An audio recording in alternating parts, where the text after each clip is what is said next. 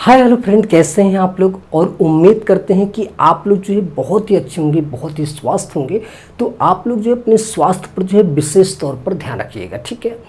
तो आज हमने जो है अभी जस्ट हम क्लास लिए हैं और उस चीज़ को हमने क्या किया कि अपलोड में डलवा दिया था, जो कि एक स्टूडेंट ने जो है अपलोड होते ही, वो एक स्टूडेंट थे, उन्होंने क्लास लिया, ठीक है। तो क्लास लेने को उनको थोड़ा सा मिस्टेक दिखाई दिया कि सर जो है अभी हम क्लास लिए थे और उसमें आपने जो बोर्ड में लिखा है, जो आपने आप कहते हैं सर कि जो चीज़ लिखा है उसको उतार लिया कर। हमने उतारा सर, उसमें लिखा है कि 1813 और 1817। तो जो कि सर आपने बीच में पहले तो आपने बोला 1813 और 1817, लेकिन बाद में आपने उसको जो है 1913 और 1917 आपने बोल दिया। सर जो उसमें लिखा है क्या वो सही है कि गलत है? तो हम उनसे बता देना चाहते हैं कि जो बोर्ड में लिखा है 1813 और 1817, वो सारी बातें उसके बाद जो और लिखे हैं वो एकदम परफेक्ट है, वो सही है, इसमें जो चीज़ लिखा हुआ है, ठीक है। हमारे बोलने में ही कोई मिस्टेक हो चुका होगा, ये बात मानते हैं। देखो, हर इंसान से गलतियाँ होती हैं, ठीक है। कोई बहुत बड़ा विद्वान नहीं बन के आता, कुछ ना कुछ गलतियाँ हर इंसान से होता है, तो हो जाता है। तो कोई ना, उस चीज़ को हम बता दें। आपने बहुत अच्छा किया हमके बता के, ठीक है। आपने जो मैसेज किया व्हाट्सएप पे बहुत अच्छा किया। देखो, कभी कभी क्या होता है ना कि बता दिया जाता है, उस चीज़ को अमल में जो चीज़ ले लेता है। जैसे जो व्यक्ति, कुछ स्टूडेंट क्या है, बहुत ही कहते हैं ना, बहुत ही गहन अध्ययन भाव से जो है कि उसको कंठस्थ करते हैं, बहुत अच्छी तरीके से अध्ययन करते हैं। तो वो सारी चीज़ को ध्यान में रखते हुए पढ़ते हैं। क्लास में हमने क्या पढ़ाया, बोर्ड में क्या लिखा है और उसका क्या रिलेशन है, तो इन सारी बात को ध्यान दिए। और इस बात के लिए बहुत बहुत धन्यवाद आपको, आपने जो इस बात को कहा, ठीक है। चलिए, इसी बात को हम सिद्ध कर देते हैं, ठीक है। उसके बाद हम लेने वाले थे सीआरपीसी क्लास, लेकिन आपकी वजह से हमको ये लेना पड़ा। कोई दिक्कत नहीं, ये आपके लिए हो जाएगा एकदम परफेक्ट, ठीक है। चलिए देखिए क्लास 1817, ठीक है। 1817 और 1813।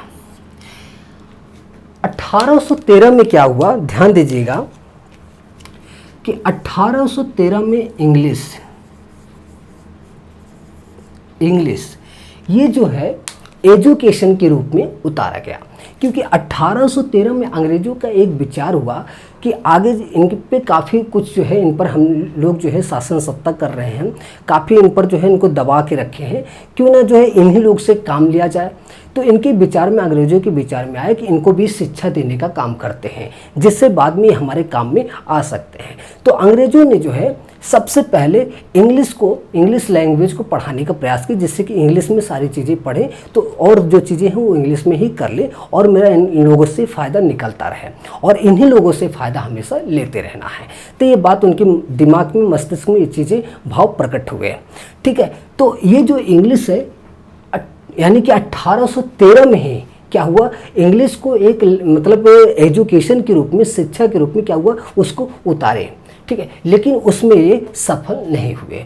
बाद में इन्होंने क्या किया कि जो क्षेत्र के आधार पे भाषा था उसके आधार पे, और उसके बाद ध्यान रखिएगा, यहाँ पे भारत देश में हिंदी भाषाई क्षेत्र है, इसलिए हिंदी की मातृभाषा है, इसलिए यहाँ पे अंग्रेज लोगों ने कहा कि हिंदी को साथ में पढ़ाया जाए और इंग्लिश को, ठीक है, उसी साथ में रखा जाए। और वहीं के लोगों को वहीं से जो है, यानी कि जो मतलब पढ़े लिखे होंगे उन्हीं से जो है शिक्षक के रूप में उनको पढ़ाया जाएगा, ठीक है। और वो पढ़ाएंगे भी और हमारे काम में भी आएंगे। ये एक इनका बहुत बड़ा ये शातिर दिमाग था कि जिससे कि जो है अंग्रेज क्या कर सके, वो जनता से, यानी भारतीय जो मूल्यवासी थे, यहाँ की जो जनता थी, उनसे जो है क्या कर सके, उनसे जो है शासन सत्ता को अपना चलाने के लिए उनसे काम लिया जा सके। ये बहुत बड़ा शातिर दिमाग इन्होंने लगाया था। तो इसीलिए जो शिक्षा का भाव आया, इंग्लिश जो आया, ठीक है, तो वहीं से सबसे पहले एजुकेशन उतारा गया इंग्लिश अंग्रेजों के द्वारा, ठीक है। अब ध्यान दीजिएगा,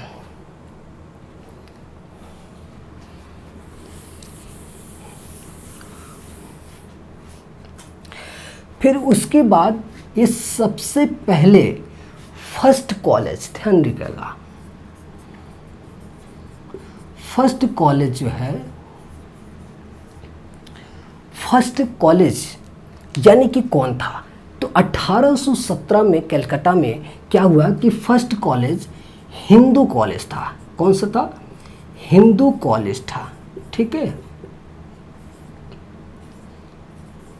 हिंदू कॉलेज की स्थापना इन्होंने किया 1817 में, ठीक है, जिससे यहाँ पे लोग अच्छे से उच्च शिक्षा भी ले सके, पढ़े लिखे और बाद में हमारे काम में आ सके। ये ऐसे इनकी रणनीति रही, जो कि ये इन्होंने जो है हिंदी कॉलेज दिए, ठीक है, स्थापना की ये लोग पढ़ाने के लिए, ठीक है। ये बात समझ में आ गई। अब आपको एक विचार में आना चाहिए कि इसी को पढ़ाने के लिए आर्थिक मदद भी दी है। जब 1854 में, ध्यान रखना, 1854 में आर्थिक मदद भी देने लगे, ठीक है, 1854 में आर्थिक मदद दिए, ठीक है।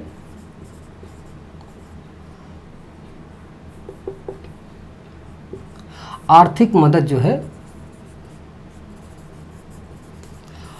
ये आर्थिक मदद देने लगे, और ध्यान रखिएगा इसलिए देने लगे कि इनका फ़ायदा यानी कि अंग्रेज़ों का फ़ायदा हो सके, इसलिए ये आर्थिक रूप से मदद भी देने लगे, जिससे आप लोग पढ़ें, मेहनत करें, फिर उसके बाद वो उनके काम में आया जा सके, इसलिए वो आपको इतना यानी कि आर्थिक मदद देते थे, ठीक है। ये बातें क्लियर हो गई। और अब आपको ध्यान रखना है, एक सभी को, मतलब इसमें भी पढ़ाते थे, 20 बच्चे 10 बच्चे इस तरह से आते थे, और उनको क्या करते थे कि बीच में हफ्ते में एक बार छुट्टी दिया करते, जिससे घर में अपने माँ बाप को साथ में जो है उनके काम में बटा सके।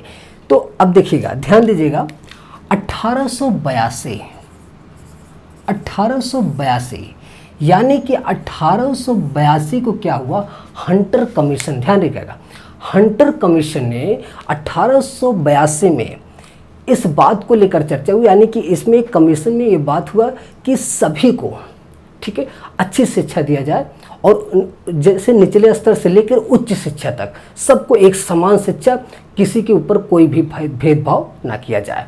उसमें भी भेदभाव नहीं था, लेकिन इसमें पूरी तरह से एकदम खुले मंच के तौर पे उन्होंने बोल दिया कि कोई भी सबको पढ़ाओ, ठीक है। जो जराइम एक्ट लगा था जिन लोगों के ऊपर, ठीक है, उन लोगों को भी शिक्षा देने का ऐलान कर दिए थे कि ये लोग भी शिक्षा ले सकते हैं, ठीक है। ये कब लिए, अभी आपको बताते हैं। 1882 में, ध्यान रखिए, 1882 में शिक्षा का अधिकार इन्होंने जो दिया अपने तरीके से, ये जो जराइम एक्ट के लोगों को भी शिक्षा का अधिकार दिया, क्योंकि ये बाद में इन्हीं लोगों के द्वारा काम लिया जा सके। अंग्रेजों का यह विचार था, ऐसा उनके मेंटलिटी, ऐसा शातिर दिमाग था कि वो हमेशा जो है कुछ ना कुछ सोचते थे, तिकड़मबाजी करते रहते, कहाँ से कैसे फ़ायदा निकल जाए, तो ये हमेशा चलता था उन लोगों का। तो इसलिए क्या हुआ, 1882 में इन्होंने अधिकार, जो एजुकेशन का अधिकार दिया हंटर कमीशन के आधार पर, जो 1880 में क्या हुआ, अटॉर्नी जनरल गवर्नर जो थे वो लॉर्ड रिपन थे, ठीक है। यहाँ ध्यान दीजिएगा, 1882 में हंटर कमीशन के द्वारा इनको शिक्षा के आधार पर, यानी सब निचले स्तर से लेकर उच्च शिक्षा तक सबको बैठा के पढ़ाया जाए, और सबको जो है आर्थिक मदद दिया जाए, जो कि 1854 में सबको आर्थिक मदद दिया जाता था, जो कि अंग्रेजों के द्वारा, ठीक है। अब इसमें जो जराइम एक्ट वाले थे उनको क्या था कि 1800 आईपीसी कब लगा, अंग्रेजों के द्वारा आईपीसी कब बना, जो आज आईपीसी हम लोग पढ़ते ना, इंडियन पैनल कोड, भारतीय दंड संहिता, जैसे आपने कोई अपराध किया, ठीक है, उस अपराध को करने के बाद उस आधार पर, जैसे आपने चोरी किया, ये मारा पीटा, डकैती डाला या मर्डर किया, जो भी किए, उस आधार पे आपको आजीवन कारावास हो गया, मृत्युदंड हो गया, जो भी कुछ हुआ उस आधार पे आपको दंड मिलता था, ठीक है। तो ये आईपीसी भी जो है कब हुआ, अंग्रेजों के द्वारा 1860 में लाया गया, ठीक है, ध्यान देना, 1860 में। तो जराइम एक्ट जो है कब लागू हुआ, 1871 में, ठीक है। ये 1871 में जो है जराइम एक्ट लगा, जो कि 1952 तक रहा, यानी कि संविधान कब बना, 1950 में बनकर पूरा लागू हो गया, और 49 में बनकर तैयार हुआ था, ध्यान रखना, 1949 को बनकर तैयार हुआ था, ठीक है। इसमें लागू हुआ था बनकर तैयार हुआ था। ठीक है, अब ध्यान दीजिएगा, यानी कि 1947 को देश आज़ाद हुआ, उसके बाद भी जराइम एक्ट नहीं हटा। ध्यान रखना, 1952 में यानी 50 पे लागू हो गया, संविधान बन गया, संविधान लागू हो गया, तब भी जो है जराइम एक्ट यानी कि जराइम एक्ट जो है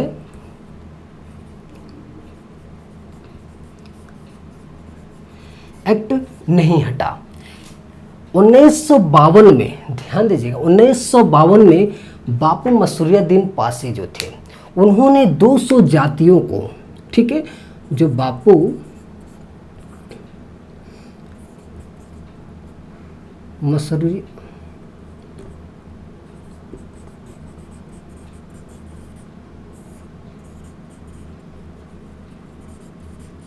मसूरियाद्दीन पासे, बापू मसूरियाद्दीन पासे ने क्या किया कि 200 जातियों को, कितना हुआ 200, लमसम 206 थे, लेकिन माना जाता है 200 जाति को, ठीक है, 200 कास्ट को जो है क्या हुआ, ये जो है निवारण दिए, यानी कि जराइम एक्ट को हटाने का काम 200 जातियों, यानी किसने किया, मसूरियाद्दीन पासे, यानी कि मसूरियाद्दीन पासे ने क्या किया, बापू मसूरियाद्दीन पासे ने एक मुहिम छेड़ा कि जो जराइम एक्ट लिखा, यानी कि 47 में देश आज़ाद हुआ और उसके बाद 49 में बनकर तैयार हुआ, तब भी नहीं हटा, देश में यानी कि संविधान लागू हो गया, तब भी नहीं हटा।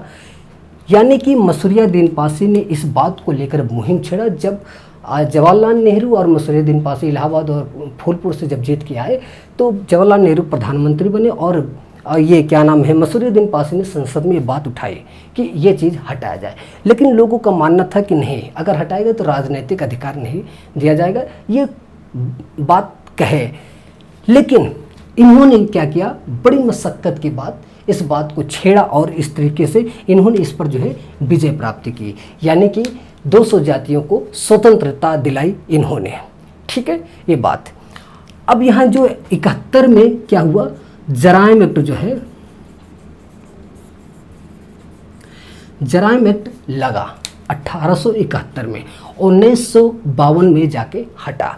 लेकिन जो शिक्षा का अधिकार था, ठीक है, ये जो यहाँ पे शिक्षा, यहाँ पे सबको दे दिया गया, ठीक है, सबको शिक्षा का अधिकार दिया, जिससे क्या हो सके कि सब लोग जो है शिक्षा प्राप्त कर सके और जिससे बाद में हमारे काम में आ सके। इसलिए यहाँ पे 1882 में शिक्षा देने का अधिकार को ये दे दिया कि सब लोग दे सकते, जो जराइम एक्ट वाले के ऊपर लगा वो भी ले सकते, कोई दिक्कत नहीं है। ठीक है, यहाँ से फिर सब लोग को दिया गया 1882 में।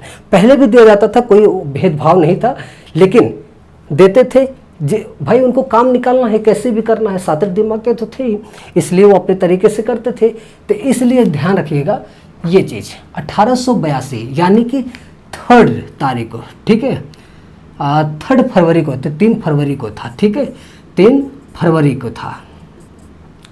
तो 3 फरवरी को क्या हुआ कि 3 फरवरी 1882 को, ये बात आपको हमेशा ध्यान रखना है। और देखिए, अभी आपने तो आईपीसी देखा, जो एविडेंस एक्ट है वो जो है 1872 की है, और जो यूपी पुलिस एक्ट है, यूपी पुलिस एक्ट है वो कितना है, 1861 है, जो अभी भी लागू है, चल रहा है। ये अंग्रेजों की देन है भैया, चल रहा, अभी तक चल रहा है, ठीक है, इसी पे है। और ध्यान देखिए, 1882 में टीपीए आया था, ठीक है, टीपीए यानी कि ट्रांसफर प्रॉपर्टी ऑफ लॉ, ठीक है। तो ट्रांसफर प्रॉपर्टी ऑफ लॉ यानी कि ये बात जो है आपने आया था तो 1882 में। और जो लॉर्ड रिपिन जो है, जब गवर्नर बने, अटॉर्नी गवर्नर जो है गवर्नमेंट के आधार बने, तो वो जो है 1880 में बने। जो सेल ऑफ गुड्स पढ़ते हैं ना, the sale of goods act, यही 1880 में आया था, ये बात ध्यान रखना। तो सब ज़्यादातर एक्ट तो आपको हमेशा यहीं से देखने को मिल रहा है। तो जो इस चीज़ को मानते चले आए, जो जराइम एक्ट भी लगा रहा, उसके बावजूद भी इनको शिक्षा मिला। और 1813 में जो है हिंदू कॉलेज खुला, वो 1817 में हिंदू कॉलेज, 1813 में इंग्लिश को प्रचलन में लाए। ठीक है, बाद में जो है क्षेत्राधिकार के आधार पर उनको अधिकार दिया गया। बाद में फिर उसको जो है इंग्लिश को एक अधिनियम के आधार पर सारी चीज़ को व्यवस्थित करके उन्होंने एक्ट पास किया कि सबको कैसे कैसे पढ़ाना, कैसे सारे सिस्टम को दिया गया, तो इन्हीं के द्वारा। फिर ठीक है, अब देखिएगा ये बात समझ में आया।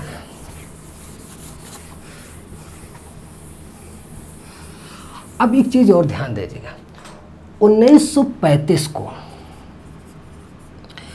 सन 1935 को अंग्रेजों का विचार एससी, ओबीसी, एससी और एसटी ये जो देने का काम हुआ, कब हुआ? 1935 को अंग्रेजों ने दे दिया। ठीक है, अंग्रेजों ने 1935 में ओबीसी, एससी, एसटी ये जो है लागू कर दिए, कौन किस में रहेगा, इन सारी बात में एकदम प्रचलित कर दी। ये बात जो प्रदर्शित सारे लोग के बीच में कर दी है। उसके बाद इन्होंने 1935 के बाद, ध्यान रखना, जो ये चीज़ था जो आरक्षण दिए, ठीक है, जो अंग्रेजों ने आरक्षण दिया, देखो आप आईपीसी भी मान रहे हो, सेल ऑफ गुड्स भी मान रहे हो, टीपी एक्ट भी, जो सब कुछ इन्हीं मतलब अंग्रेजों के द्वारा हुआ। तो जो ओबीसी और एससी एसटी दिए ये भी अंग्रेजों ने दिया, जो कि 1950 में, ठीक है, 1950 में इसी को उठाकर यहाँ पे रख दिया गया। ठीक है, यहाँ पे रख दिया गया। लेकिन यहाँ पे अंबेडकर साहब का कहना था, अंबेडकर साहब का कहना था कि जो 1950 में जो ये चीज़ रखा गया है, लेकिन अगर कोई बौद्ध धर्म को ग्रहण करता है तो उनको भी आरक्षण मिलना चाहिए। इस बात को ये लेकर मुहिम छेड़ दी है। ठीक है, छेड़ना यानी कि क्या था, बौद्ध धर्म को, जिससे बौद्ध धर्म को ग्रहण करे तो उनको भी आरक्षण मिले, उनको भी आरक्षण के कोटा में डाला जाए। तो अंबेडकर इस बात को लेकर अड़िग रहे कि अगर कोई बौद्ध धर्म को ग्रहण करता है तो उनको भी आरक्षण मिलना चाहिए। इस बात को लेकर ये जोर शोर से लगे रहे। लेकिन जो संविधान बना, संविधान जो बना, कौन बना? संविधान सभा के सदस्य, यानी कि संविधान को बनाने में संविधान सभा थी, और संविधान सभा के सदस्यों ने जो संविधान बना दिया, ध्यान रखिएगा, संविधान सभा के सदस्यों ने जो संविधान बना दिया, उस संविधान में कोई छेड़छाड़ ना हो, किसी प्रकार की हेर फेर ना हो। तो ये बात अंबेडकर से कह दिए कि आपको इसमें से कोई भी प्रकार से, किसी भी प्रकार की कोई भी हेर फेर या छेड़छाड़ इसमें से कुछ नहीं करना, जो जैसा लिखा है उसको वैसे ही लिखना है बस आपको। फिर इनको क्या हुआ कि प्रारूप समिति की अध्यक्षता इनको दी गई, यानी प्रारूप समिति के अध्यक्ष रहे, और उस जो चीज़ यानी कि जो संविधान सभा के सदस्यों के द्वारा लिखा गया था संविधान, उसी को वो जो है प्रारूपित करते, उसको बढ़िया तरीके से एक ढांचे में ढालते। तो ये चीज़ इनको दिया गया था। तो इनके जो प्रारूप समिति की अध्यक्षता किए, लेकिन इनकी एक समिति हुई, समिति की बैठक में जो मतलब और सदस्य थे, मतलब कि प्रारूप समिति की अध्यक्षता किए, सिर्फ अध्यक्षता करते थे, और लेकिन इनकी जो समिति बनाई थी, प्रारूप समिति की जो समितियां थी, उसमें जो सदस्य थे, वो सदस्य क्या किए, उसको एक ढांचा देने का काम किए, संविधान का एक ढांचा देने का काम किया उन्होंने। ठीक है, और फिर इनको एक जो खटकने लगी बात, ये बौद्ध वाली, कि अगर कोई बौद्ध ग्रहण करता है तो वो बौद्ध ग्रहण करता है तो उसको भी आरक्षण मिलना चाहिए। तो इस बात को लेकर ये हमेशा इनके ये लगा था, जोर शोर से उस पर फोकस करते थे। लेकिन यहाँ पे संविधान सभा के सदस्यों द्वारा कोई मान नहीं हुआ, इन्होंने नहीं माना इस बात को।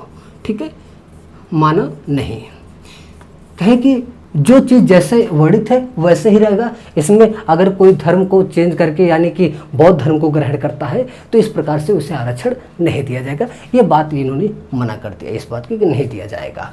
ठीक है, फिर उन्होंने क्या किया कि सुप्रीम कोर्ट में, ठीक है, सुप्रीम कोर्ट को इसी बात को लेकर चैलेंज किए। तो सुप्रीम कोर्ट में जब ये पूरा जोर शोर से पूरी मशक्कत करने के बावजूद भी वहाँ से भी इनको असफलता मिली, यानी कि सफल नहीं हुए, वहाँ से भी केस हार गए। ठीक है, यानी भीमराव अम्बेडकर जो है सुप्रीम कोर्ट से भी इस बात को लेकर हार गए केस कि ये चाहते थे कि बौद्ध धर्म अगर कोई ग्रहण करता है तो उसको भी आरक्षण मिलना चाहिए। तो इस बात से सुप्रीम कोर्ट ने ये निर्णय दिया कि नहीं, ऐसा नहीं हो सकता। तो यहाँ से ये अम्बेडकर साहब हार गए इस केस को लेकर। ठीक है, फिर उसके बाद ध्यान रखिएगा, अब इसमें ध्यान देगा, फिर 1990 में, ठीक है, इन्होंने ये बात छेड़ी, 1950 में गए सुप्रीम, लेकिन 1990 में क्या हुआ, रामविलास पासवान,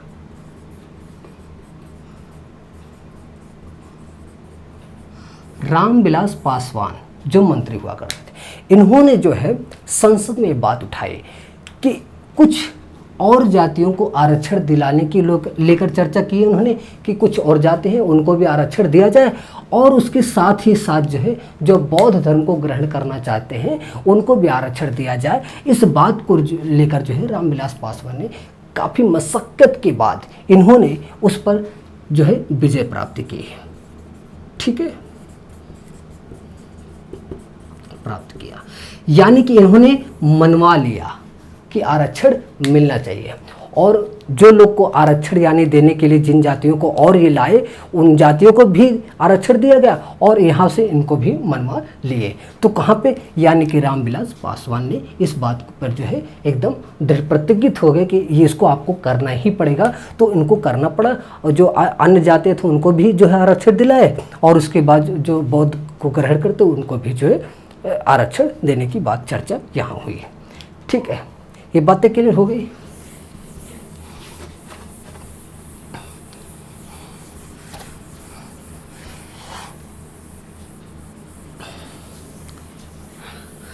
अब आप ध्यान दीजिएगा, यूपी पीएससी में, ठीक है, यूपी पीसीएस में क्या हुआ, जो अभी जस्ट हम क्लास लिए थे उसमें कुछ लोगों को और थोड़ा सा जानकारी चाहिए था, तो उसको भी हम आपको बता देते हैं। पीसीएस 2002 में क्वेश्चन आया था कि सैयद सालार मसूद गाजी की जो मकबरा है, जो दरगाह है, उसकी यात्रा किसने की थी सबसे पहले। ठीक है, ये बात जो है क्वेश्चन पूछे यूपी पीसीएस में। ठीक है, तो ये जब यूपी पीसीएस में क्वेश्चन पूछे कि ऐसा कौन था, तो जो सुल्तान फिरोज शाह था, ठीक है, सुल्तान फिरोज शाह ने जो है 2 बार जो है उस दरगाह यानी उस मकबरे की यात्रा यानी तीर्थ यात्रा किए थे जो दिल्ली सल्तनत में थे। ठीक है, यानी ध्यान रखना कि दिल्ली यानी कि जो सल्तनत के रूप में जो हमेशा जो सल्तनत था, देखो बात करते करते ना, तो दिल्ली सल्तनत, ठीक है, जो राज्य करता, यानी कि वहाँ से क्या हुआ कि उस तीर्थ यात्रा यानी गाजी की जो तीर्थ यात्रा थी वहाँ पे किया इन्होंने 2 बार, 2 बार किए थे, यानी कि सुल्तान जो फिरोज शाह गाजी यानी फिरोज शाह थे इन्होंने किया था। ठीक है, ये बात ध्यान रखना। और इसमें ध्यान रखने वाली बात है कि महाराजा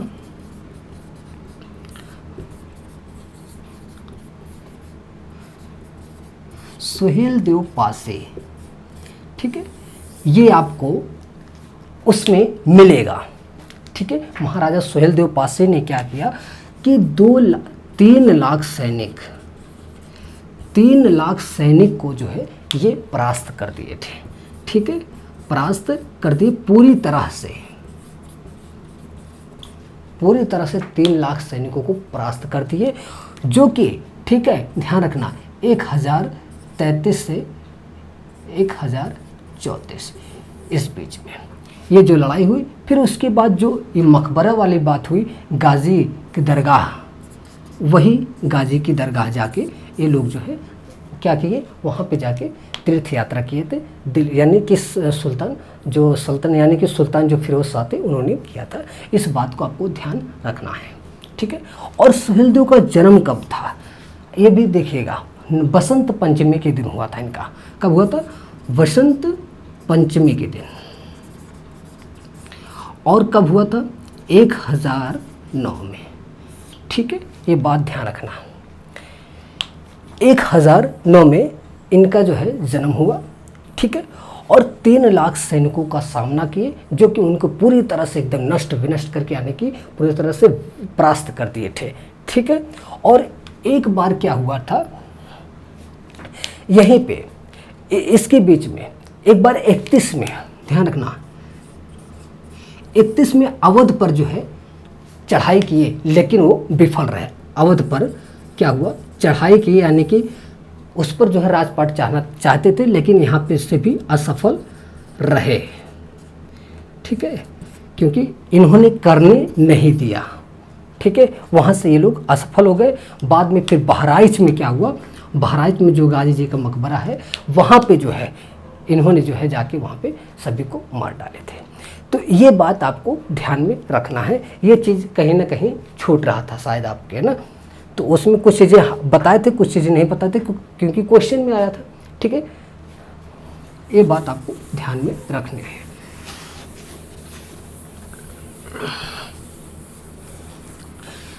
अब देखिएगा, इसमें आपको एक चीज़ ध्यान रखना है, 1857 की क्रांति, 1857 की क्रांति में 2 वीर योद्धा है, यानी कि वीरा पासी, जो अंग्रेज इनसे इतना खौफ खाते थे, तो इनके नाम से क्या हुआ, 50,000 की, कितना, 50,000 इतनी इनकम का जो है ये दिया गया कि जो इनको इनामी बदमाश के नाम से इनको घोषित कर दे कि अगर जो इनको पकड़ के लाएगा, कैसे भी करके लाया जाएगा, तो उन्हें 50,000 रुपया दिया जाएगा, ठीक है। इस बात को लेकर ये अंग्रेज, क्योंकि इनसे बहुत ही खौफ खाने लगे, डर लगने लगा इनसे, तो इसलिए जो है उस समय की बात है, ठीक है, कि इन्होंने 1857, फिर इसी बात को लेकर इन्होंने 1857 में ये बदला लिए फिर। और बदला कैसे लिए, उनको जो है तलवारों से, अपनी जो है तलवारों से गाजर मूली की तरह काटने का काम इन्होंने किया था, ठीक है। यही बदला, जो इन्होंने कहा कि 50,000 दिए, तो बाद में 50,000 को जो इनामी घोषित किए गए इनको, बाद में यही बात 1857 में लड़ाई हुई थी, और उसी में इन्होंने काफ़ी कुछ बदला लिया मार के। फिर अभी एक चीज़ ध्यान दीजिएगा, इनका कब होता था, 11 नवंबर को जन्म, 11 नवंबर 1835 को, ठीक है, जन्म है, ध्यान रखें। 1857 की क्रांति में ये लोग काफ़ी अंग्रेजों को इन्होंने परास्त किया, बहुत अच्छे तरीके से गाजर मूली की तरह मारने का काम किया, काटने का काम किए थे ये लोग। अभी ध्यान दीजिएगा, उदा देवी, वीरांगना उदा देवी पासी, 1857 की क्रांति में, ध्यान रखना, 1857 की क्रांति में क्या हुआ, इन्होंने संकल्प लिया था कि मक्का पासी का बदला हम अच्छे तरीके से लेंगे, क्योंकि मक्का पासी इनके पति थे, यानी उदा देवी पासी के पति मक्का पासी थे, जो अंग्रेजों के विरुद्ध जो है वो लड़े थे, और उसी लड़ाई में जो है वो मारे गए थे। इसीलिए उसी को बदला लेने के लिए वीरांगना उदा देवी पासी ने क्या किया कि इन्होंने संकल्प लिया कि इनको हम मौत के घाट उतार देंगे। तो इन्होंने जो है 36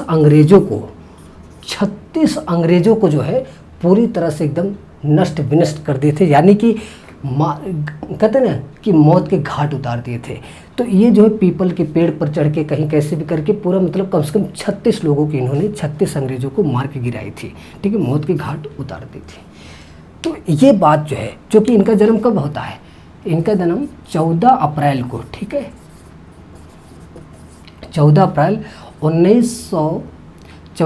1829 को है, ठीक है, ये बात ध्यान रखना, 14 अप्रैल 1829 को ये इनका हुआ।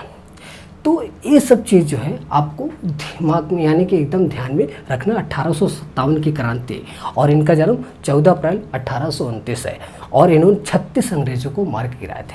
वीरा पासी जो इनामी बदमाश के रूप में अंग्रेजों ने घोषित कर दिया था, इनको जो है 50,000, उस टाइम की बात है, 1857 के पहले की बात है, तो 50,000 घोषित थे। तो इसी चक्कर में तब 1857, इसके पहले ये घोषित किया, तो फिर 1857 के इन्होंने इसी चीज़ को बदले लिए, कई लोगों के पता नहीं कितने अंग्रेजों को मार कैसे काट के फेंक दिए थे उन्होंने जो है। और फिर एक चीज़ ध्यान रखिएगा, ये बातें हो गई।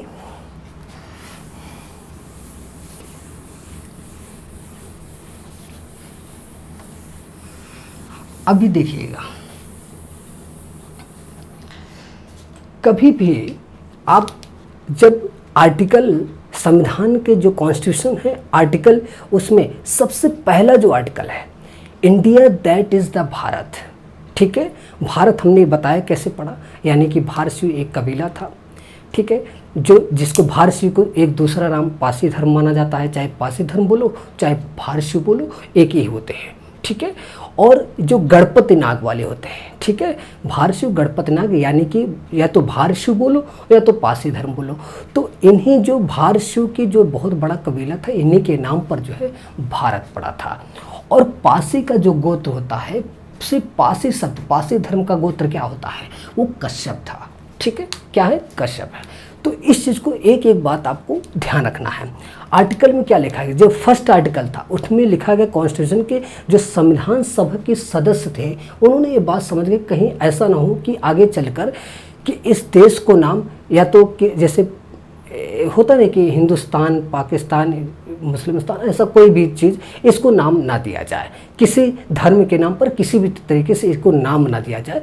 इसलिए क्या किए इन्होंने लिखा वहाँ सबसे पहले आर्टिकल के पहले पैरा में, लास्ट पैरा में लिखा, India that is the Bharat, Bharat ही इंडिया ही, इंडिया ही भारत है। जो इंडस नदी के नाम से अंग्रेजों ने दिया, इसको इंडिया शब्द रखा था, ठीक है।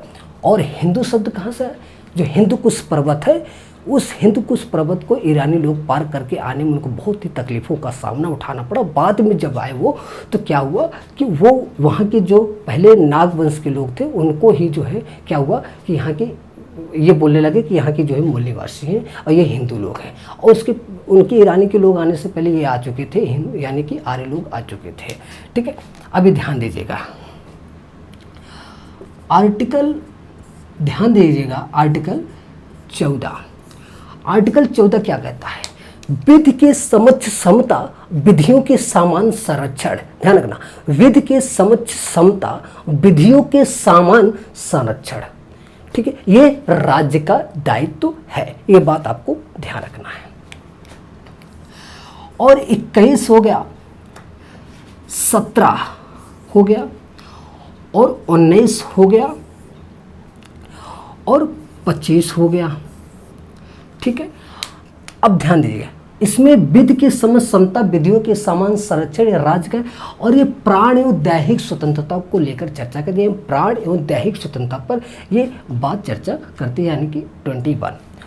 और ये वाक्य एवं अभिव्यक्ति की स्वतंत्रता, यानी कि वाक्य जो बोलते हैं शब्द ना, उस शब्द की यानी कि वाक्य एवं व्यक्ति की स्वतंत्रता को लेकर बातें।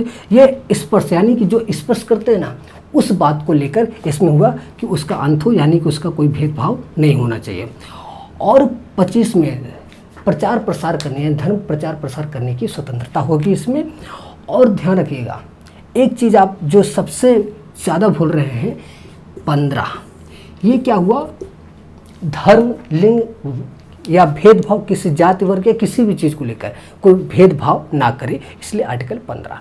तो ये जो है इम्पॉर्टेंट, क्योंकि ये एग्ज़ाम के व्यू से भी इम्पॉर्टेंट है, ठीक है, ये बात ध्यान रखना है एग्ज़ाम के व्यू से भी।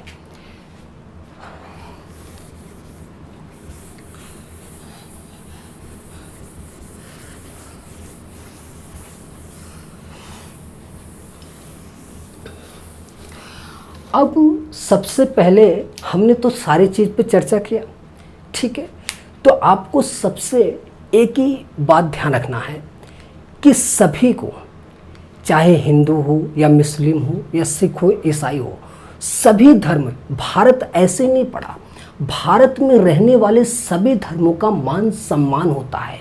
और भारत में एक संस्कारों की वीड़ा है यहाँ पर, ठीक है। और भी चले जाइए, यहाँ जो संस्कार है, माँ पिता के प्रति आस्था भाव, उनको उनका आशीर्वाद लेते हैं, पैर छूते हैं, पूजा पाठ कराते हैं, बहुत सारे संस्कार होते हैं, उन संस्कारों के आधार पर, है ना। तो संस्कार कहाँ है, ये भारत देश में है, ठीक है। ये चीज़ आप भूलिएगा नहीं। हमने फर्स्ट क्लास में बहुत सारी चीज़ें पढ़ाई हैं, उस चीज़ को आपको समझिए। जो अभी क्लास, जो मिस्टेक की वजह से हम ये क्लास ले रहे हैं, उस जो स्टूडेंट थे उन्हें कहा, ठीक है, उसमें इसी को क्लास लेने के चक्कर में और बहुत सारी चीज़ें हम आपको बताए, ठीक है। अब ध्यान दीजिएगा, इसमें हम चर्चा करने वाले हैं कुछ चीज़ पे। जैसे आप लोग हमेशा ये देखते हैं कि जाति धर्म विशेष वर्ग को लेकर हमेशा हो, ये इसके हैं, ये इसके हैं, तो ये सब चीज़ों से हमेशा आप लोग दूर रहिए। और आप लोग सोचिए, कोशिश करिए सभी जात के धर्मों, या कोई भी धर्म का हो, किसी भी जात का हो, सभी लोग एक साथ जो है कदम से कदम मिलाकर चलिए और भारत देश की उन्नति के लिए हमेशा जो है उज्ज्वलता प्रदान की स्थिति दिलाइए। और ये बात हमेशा कंठस्थ रखिए कि भारत देश को पूर्ण रूप से एकदम अच्छी शिक्षा हो, ठीक है। यहाँ पे जैसे होता है, अक्सर क्या होता है कि किसानी करना भी लोग छोड़ दिए हैं, उनको शर्म लगती है किसानी करना, है ना। तो लेकिन ये शर्म नहीं है, किसानी करना चाहिए, ठीक है। तो किसानी करेंगे तो अभी तो अन्न उपजेगा, जब भी तो खाएंगे आप। नहीं तो अगर इसी तरह से सब लोग छोड़ देंगे तो एक दिन समझ लीजिए कि अन्न से लोग जो है मर जाएंगे बेचारे, उनको जब कुछ मिलेगा नहीं, है ना, तो कहाँ से बेचारे जिएंगे ना। तो ये बात भी हमेशा जो है कंठस्थ रखिएगा कि जो हमारा देश कृषि प्रधान देश कहलाया इसी कारण, क्योंकि यहाँ पे कृषि होता था और कृषि के आधार पर जो उपज होती थी उसको लोग खाते थे, और यही चीज़ और देश विदेश में भी जाता था, और लोग भी इसी के आधार पर ही निर्भर हैं, ठीक है। ये बात आप मत भूलिएगा कोई चीज़, कि किसानी करना बहुत ज़रूरी होता है, ठीक है। उसके साथ साथ जो है आप अधिकारी बनिए, पढ़िए लिखिए, मेहनत करिए, शिक्षित होइए एकदम। और जो व्यक्ति शिक्षित है, जो शिक्षा की प्राप्ति कर लिया है, हर चीज़ से शिक्षा से एकदम परिपक्व है, वो कभी बेरोजगार नहीं है। ये बात हमेशा याद रखना, ठीक है, कि ये चीज़ को कोई बात एकदम, हर कोई भी चीज़ इधर उधर की बातें नहीं होनी, हर एक बात को कंठस्थ भाव रखते चलना है। तो हमें जहाँ तक लगता है कि सारी बातें एकदम क्लियर हो चुकी हैं, और हम फिर मिलेंगे नेक्स्ट क्लास में। इसी के साथ चलते हैं। जय हिंद, जय भारत।